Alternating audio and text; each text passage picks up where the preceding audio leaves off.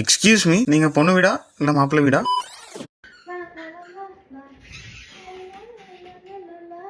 எங்க ரெடி ஆயிட்டு இருக்க? தெரியாதா? தெரியாதவங்க கல்யாணத்துக்கு போறேன். தெரியாதவங்க கல்யாணத்துக்கா? அங்க என்ன இருக்குன்னு தெரியுமா? என்ன இருக்கு? அட ஆமாங்க, இவங்க மெனு எல்லாமே டிஃப்ரெண்ட்டாக அண்ட் நிறைய ஃப்ளேவர்ஸ் ஆஃப் ஃபுட் கொடுத்துருந்தாங்க. மெயினாக ஃப்ளேவர்ஸ் ஆஃப் காரைக்குடியில் ஸ்டார்ட் பண்ணி ஃப்ளேவர்ஸ் ஆஃப் இட்டாலியன் வரைக்குமே அங்கே இருந்துச்சு. ஸ்நாக்ஸ் இவ்வளோ இருக்கு, எங்கேருந்து ஸ்டார்ட் பண்ணே தெரியல. மேட்சிங்காக பிக்சர் எடுத்து ஃபுட் மட்டும் இல்லாமல் இவங்க ஹாஸ்பிட்டாலிட்டி என்னை ரொம்பவே இம்ப்ரெஸ் பண்ணுச்சு. அவங்கள ரெஸ்பெக்ட் பண்ணுற விதமாக எல்லாரும் ஒரு கிராஜுவேட் அட்டையில் இருந்தாங்க அண்ட் பார்த்து சர்வ் பண்ணாங்க.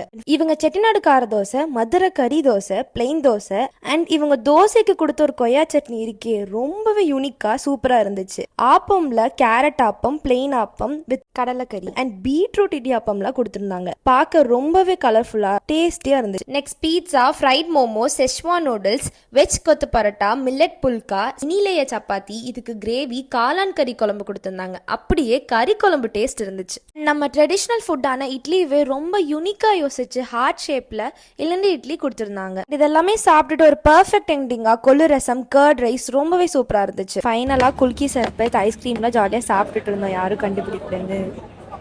ஆனா எக்ஸ்கியூஸ் மீ, நீங்க பொண்ணு வீடா இல்ல மாப்பிள்ளை வீடா? பொண்ணு வீடு. அலங்கார பந்தலிலே அழகாக